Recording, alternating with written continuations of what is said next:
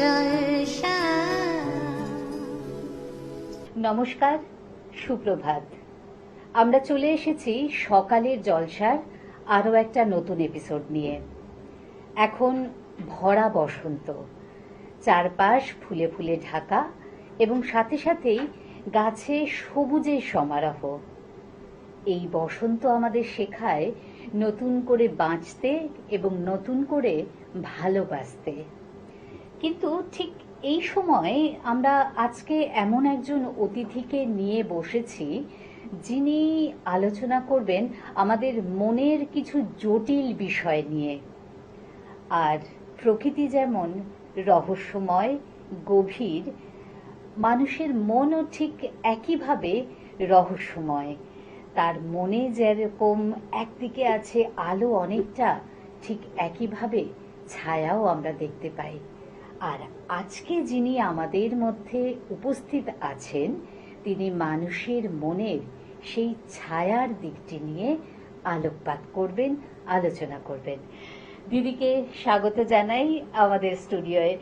দিদি অনেকটা দূর থেকে আমাদের মাঝখানে আজকে এসেছেন। পদ্মিনী দত্ত শর্মা। তার পরিচয় কলকাতায় যারা রয়েছেন তাদেরকে নতুন করে দেওয়ার কিছু নেই। আমরা চলে যাব অনেক কিছু নিয়ে। আজকে আলোচনাটা দীর্ঘ আলোচনা, এবং আমার মনে হয় যে দিদিকে যখন পেয়েছি আমার কাছে না প্রচুর জিজ্ঞাসা ছিল যে কি হয়, কেন হয় বিষয়টা নিয়ে। আজকে আমার বলতে কোনো দ্বিধা নেই। পদ্মিনীদিকে যখন পেয়েছি আমি মোটামুটি বেশ একটা যা যা আমার প্রশ্ন ছিল আমি এই খাতায় লিখে এনেছি এবং দিদিকে আজকে জিজ্ঞাসা করব এবং সবটা ক্লিয়ার করব। আপনার আপত্তি নেই তো? একদম ঠিক আছে। এই আপত্তি নেই যখন বলেই দিয়েছেন, তখন আরো একবার বলি, দিদি এসছেন সুদূর ওয়াশিংটনের সিয়াটেল থেকে। আর দিদি শুধুমাত্র কিন্তু আজকের এই বিষয়ের মধ্যেই সীমাবদ্ধ নয়। আজকে আমরা আলোচনা করব ক্লেপ্টোম্যানিয়াক এবং প্যাথোলজিক্যাল লায়ার বলতে যেটা বুঝি, এই বিষয়ে নানা দিকে উনি আলোকপাত করবেন। সাথে সাথে কিন্তু দিদির আরো পরিচয় রয়েছে। দিদি ভীষণ সুন্দর একজন লেখিকা। ইতিমধ্যে তার 17টা বই পাবলিশ হয়েছে। দিদি যেটা একটি উল্লেখযোগ্য ফিল্ম বানিয়েছেন, 4টে ফিল্ম আছে, তার মধ্যে উল্লেখযোগ্য হচ্ছে ব্ল্যাক কোট, যেটা ইতিমধ্যে 23টা ইন্টারন্যাশনাল অ্যাওয়ার্ড পেয়েছেন। মানে আমরা যাকে আজকে পেয়েছি তিনি কিন্তু বহু গুণে সমান্বিতা এবং প্রকৃত অর্থেই দশভুজা। কিন্তু আজকে আমরা যে বিষয়টি নিয়ে আলোচনা করব, প্রথম প্রশ্ন দিদির কাছে। অনেকটা বোধহয় ভনিতা হয়ে গেল নাকি, ভূমিকা হয়ে গেল? না, ঠিক আছে। আমার প্রথম প্রশ্ন, আমরা যে ক্লেপ্টোম্যানিয়া শব্দটা যে নিয়ে আলোচনা করি, এইটা কিভাবে সাধারণ চুরির থেকে আলাদা? মানে খুব সাধারণভাবে আমরা সাধারণ মানুষরা আজকে শুনছি, তো এই প্রশ্নটা আপনার কাছে, যে এটা সাধারণ চুরির থেকে আমরা এটাকে কিভাবে আলাদা করব? দেখুন, ক্লেপ্টোম্যানিয়াক হচ্ছে এটাকে একটা মেডিকেল টার্ম দেওয়া হয়েছে, দিয়ে জিনিসটাকে দেখানো হয়েছে that this is not intentional practice. এইটা ইনস্টিংটিভলি যারা করেন, যাদেরকে আমরা ক্লেপ্টোম্যানিয়াক বলি, তারা ইনস্টিংটিভলি কাউকে না বলে কারো জিনিসটা তুলে নেয়। কিন্তু এখানে আমার একটা ডিফারেন্ট বিশ্লেষণ আছে। সেটা হচ্ছে আসলে ক্লেপ্টোম্যানিয়াক ব্যাপারটা, সেটা হচ্ছে ছোটবেলা থেকেই কিন্তু এটা গ্রো করে না, এটা নিজের থেকে কিন্তু আসে না। এটাকে কিন্তু বাড়ির যারা গার্জিয়ানস আছে তারা যদি ছোটবেলায়, দেখবেন আমাদের সবারই না একটা প্রবৃত্তি থাকে, আপনারও আছে আমারও আছে, যে আমরা না অন্যদের জিনিসটা খুব পেতে চাই। হ্যাঁ, এটা তো সবসময় ভালোবাসি। একদম অন্যদের গাড়ি ভালো, বাড়ি ভালো, অন্যদের বরটাও ভালো, সবটাই একটুখানি চা খেতে পারলে তার সাথে ভালো হতো। নিজের তো এই যে একটা প্রবৃত্তি, সেটা হচ্ছে যে মানে পরের ধনে পোদ্দারি করা। একদম। এখানে ব্যাপারটা হচ্ছে কি জানেন তো, দু রকমের গার্ডিয়ান আছে আমাদের, দু রকমের কথা প্রচলিত আছে বাংলাতে। একটা কথা হচ্ছে যে পরের সোনা দিও না কানে, টেনে নেবে হ্যাঁচ কাটানে, কিংবা কারুর জিনিস না বলে হাত দেওয়াটাকে চুরি করা বলে। এক্স্যাক্টলি। এক ধরনের গার্ডিয়ানস এইটাকে বিশ্বাস করেন যে দিস ইজ দ্য ট্রুথ, এবং এই ফিলোসফি নিয়েই আমি আমার বাচ্চাকে, আমার সন্তানকে মানুষ করব, যে পরের জিনিস যতই তোমাকে আকৃষ্ট করে না কেন তুমি কিন্তু ওটাতে হাত দেবে না, কারণ এটা পরেরই জিনিস, অন্যের জিনিস, সেটাকে কিন্তু চুরি করাই বলে। Exactly. And that is a crime. Exactly. Okay. আরেকজন প্যারেন্টস আছে, তাদের কথা হচ্ছে যে চুরি করা বড় বিদ্যা, যদি না পড়ো ধরা। আচ্ছা আচ্ছা, আমি দু রকমের গার্জেনদেরই ফেস করেছি, তারা আমার কাছে কাউন্সিলিং করতে এসেছেন। এক ধরনের বাচ্চা আছে, তারা স্কুল থেকে এটা স্টার্ট হয় খুব ছোট মন্টেসরি লেভেল থেকে। আচ্ছা, একটা বাচ্চা সে আরেকটা বন্ধুর কাছ থেকে একটা পেন বা পেন্সিল বা ইরেজার কিছু একটা নিয়ে আসার পরে বাবা মা তো দেখছে, মা তো দেখছে, দেখার পরে তার তো উচিত কোয়েশ্চেন করা, যেটা তুমি কোত্থেকে পেলে, কার জিনিস, তুমি এটা রিটার্ন করে দিও।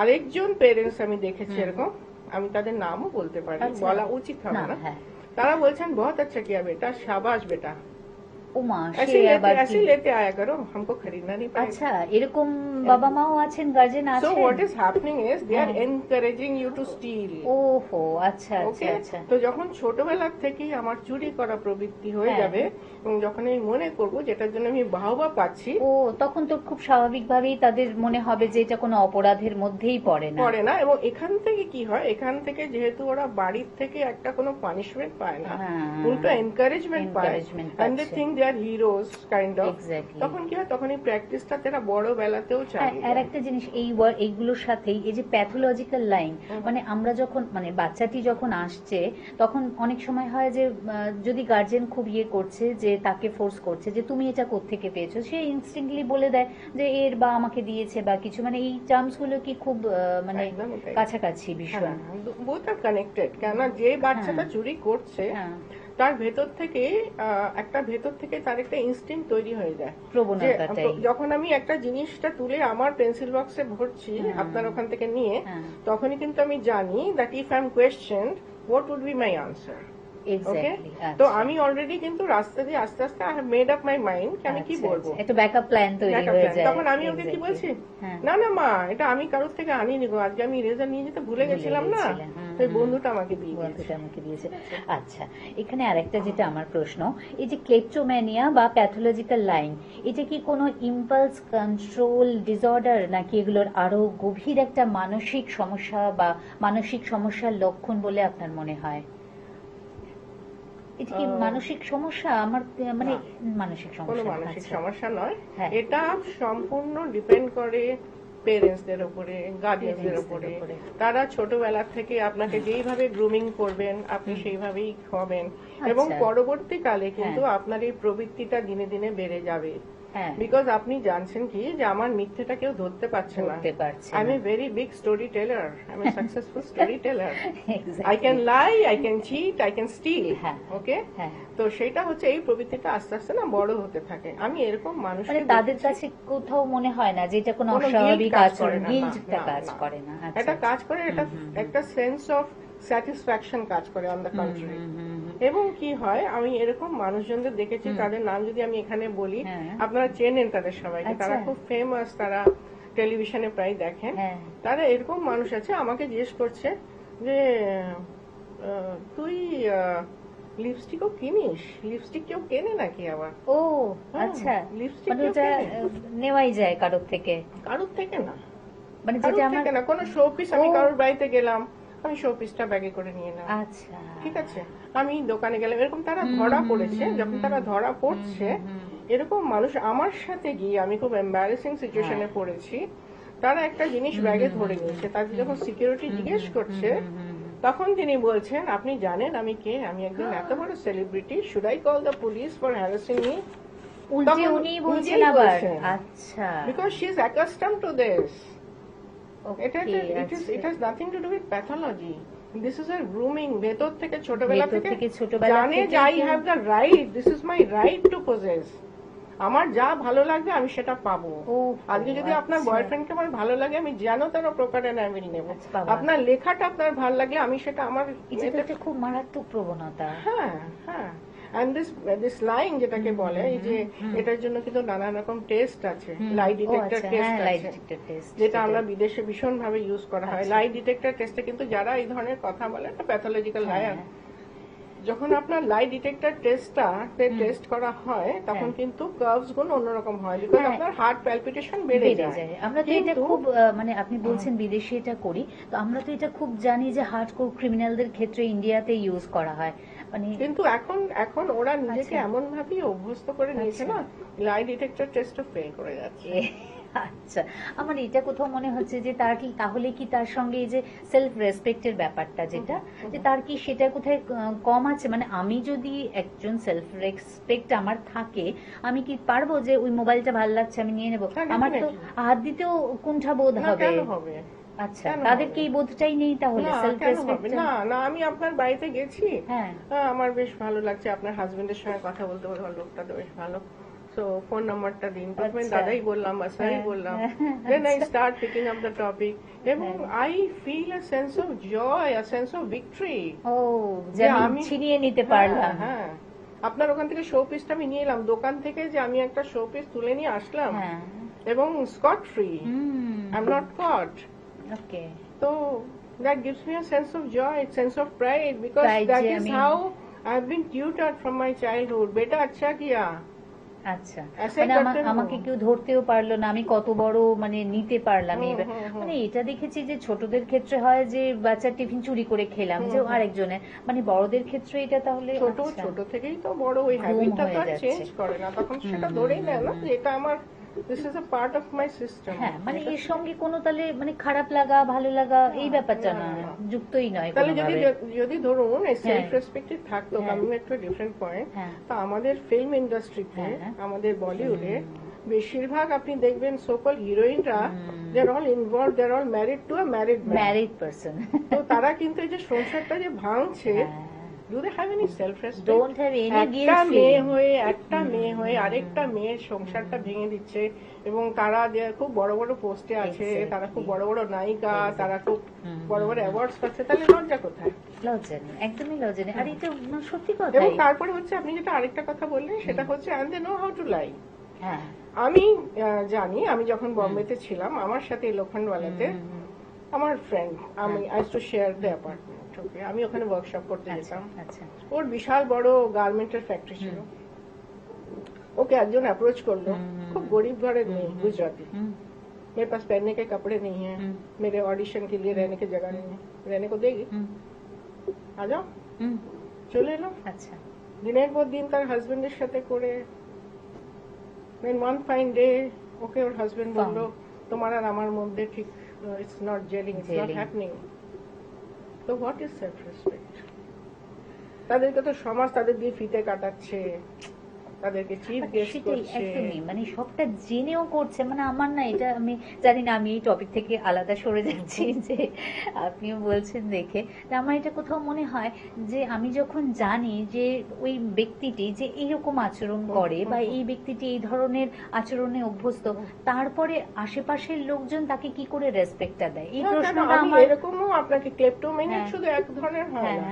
আমি একজন এনআরআই কে চিনি, আমাদের ক্লোজ রিলেটিভ, সে ডিফারেন্ট জায়গায় এখানে এসে 5 স্টার 7 স্টার হোয়াটএভার সে খেতে যায়, খেতে যাওয়ার পরে তার লাস্ট মিনিটে, এখন তো ক্যামেরা ট্যামেরা হয়ে গেছে, ঠিক পেমেন্টটা করার আগে he will pick up some excuse, যে আপনার এখানে তো এই তো চুল পড়েছিল, এটা দেখুন একটা মনে হচ্ছে একটা নোংরা, আমরা তো ভীষণ হাইজিন মানি, আমি কিন্তু I call the police, I call the press. আপনি কিছুদিন আগেও তো জানেন একটা কত গন্ডগোল হয়ে গেল about serving a different thing. So what is this? মানে আমি তার মানে পেমেন্ট করতে চাই না। আচ্ছা, what kind of a behavior is this? এটা কি respectable behavior? না, একদমই আপনি হোটেলে যাচ্ছেন and you don't want to pay, আপনি you already made up your mind that I don't want to pay। হ্যাঁ, যে কি ব্যাকআপ প্ল্যানটা রেডি থাকে। That is lying. So you are lying, you are cheating, you are stealing। মানে তার মানে এই যে এইগুলো করার পিছনে যদি ভাবা হয় যে মানে আমরা যে কোনো বলি না যে অপরাধী ছোট থেকে জন্মায় না, পরিবেশে জন্মাচ্ছে, কোনোদিন জন্মায় না, কোনো প্যাথোলজির ব্যাপার নেই, there is no nothing at all। এটা সাইকিয়াট্রিস্ট দেখে কিছু কেউ করতে পারবে না, সাইকিয়াট্রিস্ট আপনাকে ডিপ্রেশনের ওষুধ দিয়ে এটা কোনোদিন সারে না, অ্যান্টি ডিপ্রেশন পিল দিয়ে এগুলো কখনো সারে না। ছোটবেলা থেকে দেখছে বাবা মাকে চিট করছে, বাবা বলছে তোর মাকে বলিস না যে আমার সেক্রেটারি এসেছিল ঘর অব্দি, মা বলছে আমার বসের সাথে যে এসেছিলাম তুই বলিস না। বাচ্চা কি জানছে, মা বাবাকে মিথ্যে কথা বলে, মা বাবাকে মিথ্যে কথা বলে, আমিও আমার টিচারকে বলতে পারি যে আমি সুযোগটা নিতে পারি, আর দুজনের থেকেই সুযোগটা নিতে পারি। সো এদেরকে যদি এটা তকমা, এটা একটা নাম, প্যাথোলজিক্যাল লায়ার, আমরা একটু বড় বড় নাম দিয়ে বড় বড় নাম দিয়ে আমার কোথাও মনে হয় যে বিষয়টাকে হয়তো ছোট করা হয়, বিষয়টা ছোট হয়ে যায়। এক্স্যাক্টলি, হ্যাঁ, ক্রাইম তো বটে না। এই যে ক্লেপটোম্যানিয়াক বা এই ব্যাপার, না এটা যে কি হচ্ছে না, এই যে ধরুন এই যে আপনি হয়তো দেখেছেন নিশ্চয়ই, রিলস গুলো তো আজকাল দেখেন, তো আপনি দেখে থাকবেন যে ইচ্ছে করে এই যখন বিদেশে যারা যায়, আমি এরকম দেখেছি যে ওয়ালমার্টের মতন দোকানে, সেখানে কিরকম সুন্দর সিস্টেম, আমি আপনাকে জাস্ট 1 সেকেন্ড শেয়ার করছি। সেটা হচ্ছে যে আমি একজন দেখছি যে ঠিক এক্সিটের ওখানে একজন 70 ঊর্ধ্ব একজন ভদ্রমহিলা, সালোয়ার কামিজ পরা, একটা 7 ফিট হাইটের একজন পুলিশ অফিসারকে তার পায়ে ধরে বেগ করছে, তুমি আমাকে প্লিজ ছেড়ে দাও, ইট ওয়াজ a mistake, it was a mistake, আমি আর কোনদিন হব না, তোমাকে ক্রাইস্ট তোমাকে বাঁচাবে, তোমাকে খুব ব্লেসিংস দেবে, তুমি আমাকে ছেড়ে দাও। আমি যখন জিজ্ঞেস করলাম তখন দেখছি যে ওপর থেকে ম্যানেজার, ফ্লোর ম্যানেজার নেমে এলো, ফ্লোর ম্যানেজার সাইন করে দিল যে ওকে ছেড়ে দাও, আই টেক গ্যারান্টি।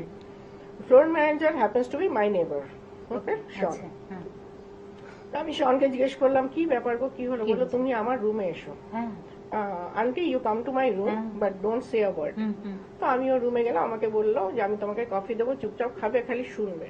তোমরা ইন্ডিয়ানরা কিরকম, কানে না মনে হচ্ছে কি গরম লোহা কেউ ঢেলে দিচ্ছে। And this is a recurrent practice. This is a recurrent practice. Very sad to say, very embarrassed to say. তারপরে আমি যখন ওখানে গেলাম তখন ওই ভদ্রমহিলাকে ডাকলো, বললো আন্টি তুমি এটা কেন করলে, এই কাজটা তুমি কেন করলে, একটা পারফিউম তুমি কেন নিলে?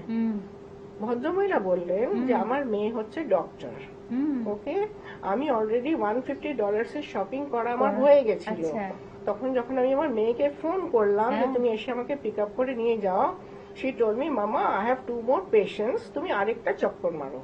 So I got so bored এমনি চক্কর মারতে মারতে, so I just picked up one perfume and kept it in the bag. এবার পুলিশ অফিসার কি বলছে, she's a habitual liar, she's not a kleptomaniac, she's a thief. Why? Because বল উনি যদি kleptomaniac হতেন, কি সুন্দর বিশ্লেষণ ওখানকার পুলিশ অফিসারের। উনি যদি ক্লেপ্টোম্যানিয়াক হতেন তাহলে উনি ঘুরতে ঘুরতে গিয়ে ওই পারফিউমের যে কোনো একটা র্যান্ডম পারফিউমের প্যাকেট তুলে ব্যাগে ভরে দিতেন, উনি সেটা করেননি। উনি দেখছেন কোন দিকে ক্যামেরা আছে, she is aware of the fact that there is a camera. উনি প্রিটেন্ড করছেন that she is a genuine buyer. উনি নানান ওখানে যেগুলো আছে স্যাম্পলস ওগুলো নিচ্ছেন, নিয়ে তারপরে যদি উনি পুরো প্যাকেজ শুদ্ধ প্যাকেজড আইটেমটা ব্যাগে ভরতেন, আমরা এখানে আসতাম না। কিন্তু she took out the bottle, তার মানে she is a habitual thing. আর পুরোটা প্ল্যান্ড, যে মানে যখন দেখছেন মনিটরিং করছেন, সবটা করেই করছেন জানেন। এবং এই যে পুলিশকেও কল করেছিল সেটাও একজন ইন্ডিয়ান। তখন উনি আমাকে বললেন যে তাকেও ডাকলেন, উনি ক্যাশিয়ারকে, তার নাম গুরদীপ সিং, তাকে বললেন এটা তো তোমার জব নয়, কেন এখানকার পলিসি হচ্ছে 5% আমরা ধরেই রাখি যে এরকম হবে, এটা আমাদের প্লাস মাইনাস করাই থাকে। তো তোমার এটা তো সাংঘাতিক দামি কিছু জিনিস নেই, একটা $23 জিনিস, সেটার জন্য তুমি পুলিশকে কল করলে কেন? ও আচ্ছা। এবং ওই ভদ্রমহিলার চাকরি কিন্তু she was immediately terminated। মানে এই বিষয়গুলো নিয়ে ভাবতে বসলে তখন মনে হয় যে এই যে আমরা বড় বড় টার্মস লাগিয়ে দিই, যে বা সাইকিয়াট্রিস্টদের কাছে গিয়ে যে একটা বিশ্লেষণ, আমারও কোথাও মনে হয় আপনি একদিন জাস্ট ফর মানে আমি কোনো সাইকিয়াট্রিস্ট বা কোনো সাইকোলজিস্টকে ছোট করছি না, কিন্তু আপনি যদি যান কোনো একটা প্রবলেম নেই যে আমার রোজই হচ্ছে এরকম, আমার এরকম মনে হচ্ছে, অন্যদের জিনিস আমার তুলতে ইচ্ছে করছে, বা I feel like doing something which I shouldn't do, আপনি দেখবেন যে ওইটা থেকে আপনি কোন রকম ওই পিলস খেয়ে you get no respect. Exactly, আমার কোথাও মনে হয় যে নার্ভসটাকে একটু দুর্বল করছে, আমরা একটু ঘুম পাচ্ছে, মানে এর বেশি কিছু মনে হয় না। আমার কোথাও মনে হয় কোনোদিন শুনবে না কোনো ক্লেপ্টোম্যানিয়াককে সুস্থ করা গেছে, সে চুরি করবেই। মানে আর এই সাইকিয়াট্রিক প্রবলেমগুলোর ক্ষেত্রে এবং আপনাকে এটাও আমি বলছি, মানে ফর ইওর মানে আপনি নিশ্চয়ই জানেন, আমি এটা বলা উচিত কাউন্সেলিংই কার্যকর, মানে কাউন্সেলিং আমি বলছি ফর ইওর নলেজ বা ফর ইওর ইনফরমেশন বলছি। আমি এরকম দেখেছি যে 75-80 ইয়ার্স এর গ্র্যান্ডমাদার, তার ক্লেপ্টোম্যানিয়া সে নিজেকে বলে বলে বলে অনেক জায়গায় বাঁচেছে, তো সে এরকম একটা হ্যাবিট হয়ে গেছে, সে নিজের ছেলের মানি ব্যাগ থেকে সে টাকা চুরি করছে। ওটা একটা হ্যাবিট, মানে এর কোনো কাউন্সিলিং নেই, ট্রিটমেন্ট নেই, মানে সেলফ যদি ট্রিট করা যায়, ট্রিটমেন্ট করা যায় বা সেলফ কাউন্সিলিং যদি করা যায়, সেক্ষেত্রে সেটা খালি বেটার।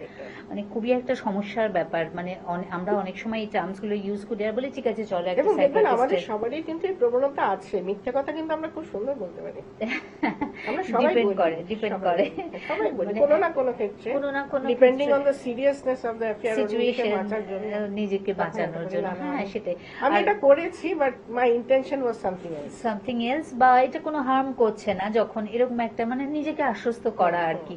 আমরা না এই মিথ্যেটাও মানে যখন কাউকে ক্ষতি করে না তখন আমার মনে হয় সেটা বলা যায়, কিন্তু যেটাকে বলা হয় হোয়াইট ট্রুথ, হোয়াইট লাই, হোয়াইট লাই, এক্স্যাক্টলি। মানে তার মানে এর জন্য কোনো কাউন্সেলিং দিয়ে যে ঠিক হবে এইটা আপনার মনে হচ্ছে এত দিনের এক্সপিরিয়েন্স থেকে যে এটা সম্ভব নয় আর কি, সেটাই আর কি। যাই হোক, কিছু করার নেই। আমার কোথাও মনে হচ্ছিল যে এইখান থেকে হয়তো একটা আলোচনায় আমরা বা একটা ইয়েতে কনক্লুশনে আসতে পারবো যে মেবি হয়তো কাউন্সিলরের কাছে গেলে এটা নিয়ে একটু আলোচনা করলে হয়তো ঠিকঠাক হবে, তো সেটার কোনো সম্ভাবনা নেই। এটা একটা সেলফ অভ্যেস, একটা হ্যাবিট একটা, আর আমি যদি সেলফ ট্রিটমেন্ট করি বা সেলফ কাউন্সিলিং করি সেক্ষেত্রে এটা বেটার। ট্রিটমেন্ট করি যদি মনে করি যে আমি আজকে থেকে আর মিথ্যে কথা, অকারণে মিথ্যে কথা বলবো না, অন্য লোকের জিনিসের উপরে আমি লোভ করবো না, সেটা নিজের মেডিটেশন, নিজের ডিটারমিনেশন। আমাদের মাইন্ডটা কিন্তু আমরাই চালাই, আমাদের মাইন্ডটা কিন্তু আমরা চালাই, আর কেউ কিন্তু চালায় না। তো আমরা যদি আমরা যদি নিজেদেরকে নিজের শাসন করি তাহলে কিন্তু আমরা অনেক ভালো থাকতে পারবো। হ্যাঁ, আমার এই জন্য কোথাও মনে হয় যে মেডিটেশন বা নিজের সাথে সময় কাটানো, দিনের শেষে না যে ভাবা যে আমি আজকে সারাদিনে কি করলাম, যে which is right or exactly which is right or which is wrong, এইটা নিয়ে যদি আমরা নিজেরা ভাবি সেক্ষেত্রে মনে হয় যে মানে খুব নিজেকে সংশোধন। ব্যাপারটা আমরা তো চারিপাশে দেখছি না, দেখছি বাবা মা মিথ্যে কথা বলছে, বন্ধুরা মিথ্যে কথা বলছে, আমার কলিগসরা মিথ্যে কথা বলছে, অফিস পলিটিক্স হচ্ছে, তো নিজেকে বাঁচাতে গেলে আমাকে মিথ্যে কথা তখন মনে হয় যে চলো যে আমিও যদি একটু বললাম অসুবিধার কি আছে। মানে বিষয় যেটা হচ্ছে তাহলে দিদিকে আমরা পেলাম, মানে আমার তো এখন মনে হচ্ছে যে এই স্বল্প সময় আমরা যদি আলোচনা করতাম তাহলে আরো অনেকটা বিষয়, আরো অনেক কিছু নিয়ে আলোচনা করতে পারতাম। মানে এটাকে অ্যাকচুয়ালি বলা হয় সেলফ ডিসিট, নিজেকে নিজে ঠকানো, আর কিছু নিজেকে। এবং আপনি যেটা বলছেন না যে পরবর্তীকালে এদের কি কোনো কনসার্ন স্পিক করে, কোনো গিল্টি ফিলিং হয় যে আমি যে জিনিসটা নিয়ে এলাম, আমি যেটা করলাম, did I do the right thing, বা ঘুম আসছে না, নাথিং এট অল, হয় না না কিছু না। আচ্ছা, সেটাই আর কি, মানে নিজেকে যদি না বোঝানো যায়, মানে আমার এই যে ক্লেপ্টোম্যানিয়াকের ক্ষেত্রে না, because I am killing my conscience, exactly I have learned to kill my conscience. আমি যখন একটা টডলার, আমি এটা কেন করছি, কেন আরো কনসিয়াস এর কথা বলছি, যখন আমি একটা বাচ্চাকে, একজন বয়স্ক মানুষকে যখন আমি জিজ্ঞেস করলাম, তখন উনি বলছেন যে আমি দেখেছি সত্যি কথা বলে কেউ বড় হতে পারেনি। আমি যখন ছোট, না লিসেন, কি বলছে যে ছোটবেলায় আমি একবার ফ্রিজ থেকে একটা আইসক্রিম খেয়ে নিয়েছিলাম, মানে আমারটাও খেয়েছিলাম, আমার দিদিরটাও খেয়েছিলাম। তো যখন আমাকে জিজ্ঞাসা করা হলো, আমি কিন্তু সত্যি কথা বললাম, সত্যি কথা বলার জন্য কিন্তু আমি পানিশমেন্ট পেয়েছিলাম, এবং পাবলিকলি আই ওয়াজ হিউমিলিয়েটেড। আমার সব মামা মাসি পিসির সামনে আমাকে দাঁড় করিয়ে কান ধরে উঠবস। From that day I decided সত্যি কথা মানে এই যে কিছু আমি জানি না যে দিদির সাথে আলোচনা করছে এবং বারে বারেই বলছি যে এই আলোচনাটা আমার এখন মনে হচ্ছে খুব সংক্ষিপ্ত হয়ে গেল, মানে আমরা দুজনে বসলে হয়তো আরো অনেক এপিসোড আমরা আলোচনাটা করতে পারতাম, কিন্তু আজকে আমরা এখানে শেষ করব। কিন্তু শেষ করার আগে দিদি যেটা বারে বারেই অ্যালার্মিং কথা বলছেন, আমরা কিন্তু আমাদের বাচ্চাকে একটু সঠিক শিক্ষা দেব, কারণ আজকে সমাজটা বড্ড বাজে। আমরা যদি বাচ্চাকে একটু যদি ঠিক ভুলে শিক্ষাটা না দিই, সমাজটা কিন্তু তলিয়ে যাবে। দিদি ভীষণ ভালো লাগলো কথা বলে, নিশ্চয়ই অন্য কোনো দিন অন্য কোনো ভাবে আপনার সাথে দেখা হবে, কিন্তু যাওয়ার আগে আপনার জন্য কিছু গিফট আছে আমাদের পক্ষ থেকে। আমরা এতক্ষণ দিদির সাথে ছিলাম, দিদি আমাদের এত সুন্দর করে পুরো বিষয়টা বুঝিয়েছেন, আমরা তাই জন্য আজকে সকালে জলসার পক্ষ থেকে দিদিকে একটা উত্তরীয়, একটা সার্টিফিকেট, একটা গিফট কুপন এবং একটি স্মারক, আমাদের ভালোবাসার স্মারক হিসেবে দিদির হাতে, দিদি পদ্মিনী দত্ত শর্মার হাতে তুলে দিলাম। Thank you so much. Okay, নিশ্চয়ই আবার কখনো দেখা হবে। থ্যাঙ্কস ফর কামিং দিদি। Thank you. সকালে জলসা, সকালে জলসা।